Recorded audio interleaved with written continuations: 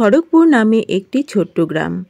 সেই গ্রামে বাস করে সৌম্যদীপ তার দাদা বৌদির সঙ্গে। সৌম্যদীপের বাবা মা নেই। সৌম্যদীপ অনেক পড়াশোনা করার পরেও চাকরির জন্য অনেক চেষ্টা করেও চাকরি পায়নি। সৌম্যদীপের দাদা বৌদির কোনো সন্তান নেই, তাই সৌম্যদীপকেই নিজের সন্তানের মতন ভালোবাসেন। তাই সৌম্যদীপের কোনো চাকরি না হয় দাদা বৌদি খুবই চিন্তা করতে থাকে। এদিকে সৌম্যদীপও বইয়ের টেবিলে বসে চিন্তা করতে থাকে আর কতকাল দাদা বৌদির পরিশ্রমে খাবে। দাদারও তো বয়স হয়েছে, আর কতদিন কামাই করে সৌম্যদীপকে খাওয়াবে। সৌম্যদীপ একটা চাকরিও জোগাড় করতে পারছে না। এটা ভাবতে ভাবতে খুবই মন খারাপ হয়ে যায় সৌম্যদীপের। কী গো, সৌম্যদীপ তো এখনও এলো না খেতে। কখন তো ডাকলাম ওকে, একবার দেখে আসো না, কি করছে ছেলেটা। ভাতটা বেড়ে বসে রয়েছি, ঠান্ডা হয়ে যাবে। আরে তুমি যাও, গিয়ে একটু দেখে আসো। ও তোমার কথা একটু শোনে, যাও তুমি গিয়ে ডেকে নিয়ে আসো। এদিকে সৌম্যদীপ অনেক চিন্তা করতে করতে বিছানায় শুয়ে ঘুমিয়ে পড়েছে। তখন তার বৌদি ডাকতে আসে। আরে, এ তো ঘুমিয়ে পড়েছে। সৌম্যদীপ, এই সৌম্যদীপ, ওঠ, ভাত খাবি না? উঠে পড়। না, এ তো কোনো কথা শুনছে না, ঘুমিয়ে পড়েছে, আর ডেকে লাভ নেই। তারপর সৌম্যদীপের দাদা বৌদি দুজনে খেয়ে ঘুমিয়ে পড়েছে। শুয়েও চিন্তা করতে থাকছে।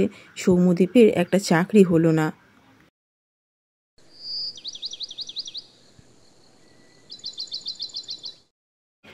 পরের দিন সকালবেলা ঘুম থেকে উঠে সৌম্যদীপ বন্ধুদের সঙ্গে দেখা করতে যাবে বলে রওনা দিয়েছে। সৌম্যদীপের দাদা খেতে বসেছে সকাল সকাল, খেয়ে দিয়ে কাজে যাবে বলে। বৌদি, আমি একটু বন্ধুদের সঙ্গে গল্প করে আসি। একা একা ভালো লাগছে না, আমার মন মেজাজ একদম ভালো নেই, তাই ভাবছি একটু বন্ধুদের সঙ্গে গল্প করে আসি। আমিও তো তাই বলবো বলবো ভাবছিলাম। এইভাবে মনমরা হয়ে ঘরে বসে থেকে কোনো লাভ আছে বল? যখন যা হবার তা তো হবেই। অত চিন্তা করিস না, সব ঠিক হয়ে যাবে। দেখবি ভগবান সবাইকে সময় মতন সব কিছু দেন। যা, তুই এবার একটু ঘুরে আয় দেখি। তারপর সৌম্যদীপ বেরিয়ে পড়ল বন্ধুদের বাড়ির উদ্দেশ্যে। পেছন থেকে বৌদি বলতে থাকে, সাবধানে যাস কিন্তু, আর তাড়াতাড়ি ফিরে আসিস। সন্ধ্যের আগে ফিরে আসিস কিন্তু। রাস্তা পার হয়ে একটা মাঠের মধ্যে দিয়ে যাচ্ছে সৌম্যদীপ। আর ওই মাঠের মধ্যেই বড় একটা গাছের আড়ালে দাঁড়িয়েছিল একটা মেয়ে। সেই মেয়েটি আড়াল থেকে সৌম্যদীপকে দেখছিল।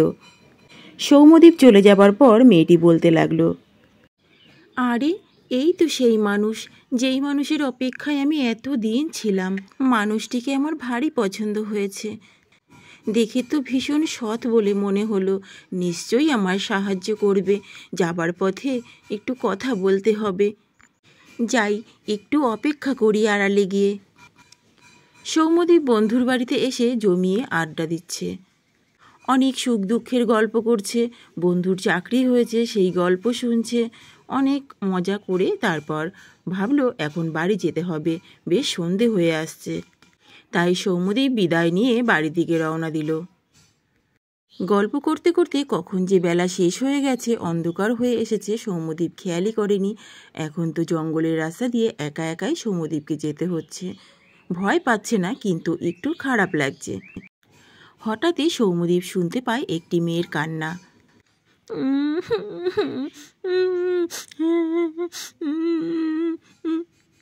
এই অন্ধকারে কান্না কে করছে? এখানে তো আমি কাউকেই দেখতে পাচ্ছি না। কে কান্না করছে? এই যে শুনছেন, কে কান্না করছেন, একবার আমার সামনে আসুন। এভাবে কান্নাকাটি কেন করছেন ভর সন্ধেবেলায়? এই কথা বলতেই মেয়েটি হঠাৎ করে সামনে এসে দাঁড়ায়। মেয়েটি যেন এই কথারই অপেক্ষায় ছিল। সামনে এসে মেয়েটি তার একে একে দুঃখের কাহিনী বলতে থাকে। আমার মায়ের ভীষণ শরীর খারাপ, ডাক্তার দেখাতে হবে। আপনি কি আমাকে একটু সাহায্য করতে পারেন? অনেক লোকের কাছে সাহায্য চেয়েছি, কেউ আমাকে সাহায্য করেনি। আপনি আমাকে একটু সাহায্য করবেন প্লিজ? চলুন না আমার সঙ্গে, দেরি হলে মাকে আর বাঁচাতে পারবো না।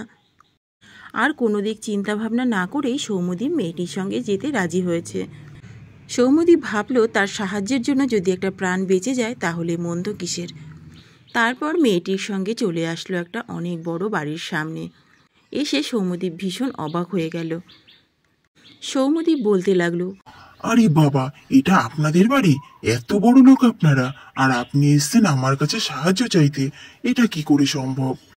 বেশি কথা না বাড়িয়ে সৌম্যদীপ সোজা ঘরে চলে গেল মেয়েটির সঙ্গে। ওরে বাবারে, এটা কি করে সম্ভব? আপনি আমার পাশেও আছেন, আবার সামনেও শুয়ে আছেন। কি ব্যাপার বলুন তো? এটা কি করে সম্ভব? আপনারা কি যমজ বোন?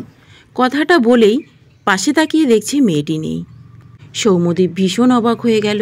এ কি, আপনি আবার কোথায় গেলেন? এই তো আমার পাশে ছিলেন।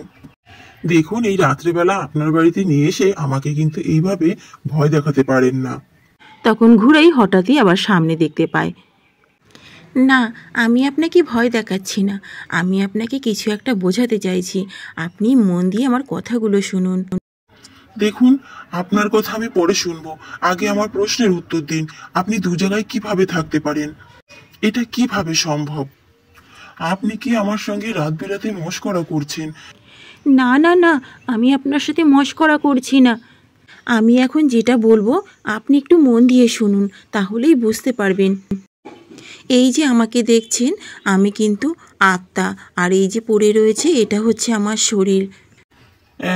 তার মানে আমি তাহলে ভূতের কবলে পড়েছি? হায় ভগবান! দেখুন, আমাকে ভয় পাবেন না, আমি আপনার কোনো ক্ষতি করব না। আপনি শুধু আমার একটু উপকার করে দিন, আমার এই দেহটা একটু পুড়িয়ে দিন, তাহলেই আমার মুক্তি হয়ে যাবে। আমি অনেক দিন ধরে এইভাবে পড়ে রয়েছি, কেউ সাহায্য করতে আসেনি। আপনি আমাকে এই সাহায্যটুকু করুন, তার পরিবর্তে আমিও আপনার মনের ইচ্ছা পূরণ করে দেব। আমিও জানি আপনার মনে অনেক কষ্ট, অনেক চিন্তা। ভগবানের আশীর্বাদে দেখবেন সব ঠিক হয়ে যাবে। সৌম্যদীপ অনেক ভয় পেলেও মেয়েটার প্রতি অনেক দয়া হয়েছে। সে দেহটা নিয়ে মাঠের মধ্যে পোড়াতে লাগলো। আরে, আপনি তো মুক্তি পেয়ে চলে যাবেন, আপনার নামটাই তো জানা হলো না। আপনার নামটা দয়া করে বলে যান আমাকে। হ্যাঁ, আজ আপনি আমাকে মুক্তি করে দিলেন, আপনার জন্য আমি অনেক শান্তি পেলাম। আমার নাম মণিমালা, যখনই প্রয়োজন হবে মণিমালা বলে ডাকবেন, আমি চলে আসব। তারপর আস্তে আস্তে মণিমালা অদৃশ্য হয়ে গেল। মণিমালার দেহটাও পুড়ে ছাই হয়ে গেল। এদিকে সৌম্যদীপের দাদা বৌদি খুবই চিন্তা করতে লাগলো। এত রাত হয়ে গেল, তাদের দেওর এখনও বাড়িতে ফিরে আসলো না। এমন সময় সৌম্যদীপ বাড়ি চলে আসলো। সৌম্যদীপকে দেখে দাদা বৌদির কিছুটা নিশ্চিন্ত হলেও অনেক প্রশ্ন তাদের মনে জমা রইল। বৌদি তো প্রশ্ন করতে শুরুই করে দিল। কী রে, তুই এতক্ষণ কোথায় ছিলি? তোকে যে বললাম সন্ধ্যের আগে বাড়ি আসতে, কত বাজে দেখেছিস? তোর জন্য চিন্তা করতে করতে আমি একদিন শেষই হয়ে যাব দেখিস। তোর নামে একটা চিঠি এসেছে, তোর ঘরে রেখে এসেছি, দেখ গিয়ে কিসের চিঠি। সৌম্যদীপের অনেক আনন্দ হলো। তারপর কোনো কথা না বাড়িয়ে ঘরে চলে গেল তার চিঠিটা দেখতে। তারপর খুশিতে আটখান হয়ে বৌদির কাছে গিয়ে খুশির খবরটা দিতে লাগলো। আরে বৌদি, দাদা, খুশির খবর, আমার চাকরি হয়ে গেছে, আর কোনো চিন্তা নেই। সব ওই মণিমালার জন্য হয়েছে। মণিমালা যা বললো তাই হলো। আরে, এই মণিমালাটা আবার কে? এ আবার কোথা থেকে জুটলো? কই, আগে তো কখনো শুনিনি তোর মুখে মণিমালার নাম। না না বৌদি, এই মণিমালার সঙ্গে আজকেই পরিচয় হয়েছে, সে অনেক কাণ্ড। তখন সৌম্যদীপ সবটাই খুলে দাদা বৌদিকে বলতে লাগলো, কিভাবে পরিচয় হলো, কিভাবে কি করলো, আর এতক্ষণ কি করতে দেরি হলো। ও মা, সে কি কাণ্ড! শেষমেশ তুই ভূতের সঙ্গে এতক্ষণ কাটিয়ে আসলি? এই সত্যি করে বল, তোর কোনো ক্ষতি করেনি তো? আমার তো শুনেই ভয় করছে। না না বৌদি, তুমি যেমন ভূত ভাবছো তেমন ভূত নয়, ও খুব ভালো মেয়ে একটা। পরের দিন সকালবেলায় অফিসে যাওয়ার জন্য সৌম্যদীপ রেডি হয়েছে। জানো তো বৌদি, আজ মণিমালার কথা বড্ড মনে পড়ছে। ওর জন্যই তো আমার চাকরিটা হলো। একবার যদি মণিমালা এখানে আসতো তাহলে তোমরা দেখতে পেতে ও কত ভালো একটা মেয়ে। এই কথা বলতে বলতেই সামনে মণিমালা হাজির হলো, আর দেখে সৌম্যদীপের দাদা বৌদি ভীষণ অবাক হয়ে গেল। আরে মণিমালা, তুমি এসেছো? আমি তোমার কথাই তো ভাবছিলাম। বৌদি, এই দেখো মণিমালা। হ্যাঁ, আমি এসেছি। আমি তো বলেছিলাম আমাকে একবার নাম ধরে ডাকলেই আমি চলে আসব। আবার একটু পরেই মণিমালা আবার চলে গেল। সৌম্যদীপের দাদা বৌদি দেখে ভীষণ অবাক হয়ে গেল। তাহলে বন্ধুরা, আজকের গল্পটা এই পর্যন্তই। তোমাদের কেমন লাগলো কমেন্ট করে জানাতে ভুলো না। টাটা।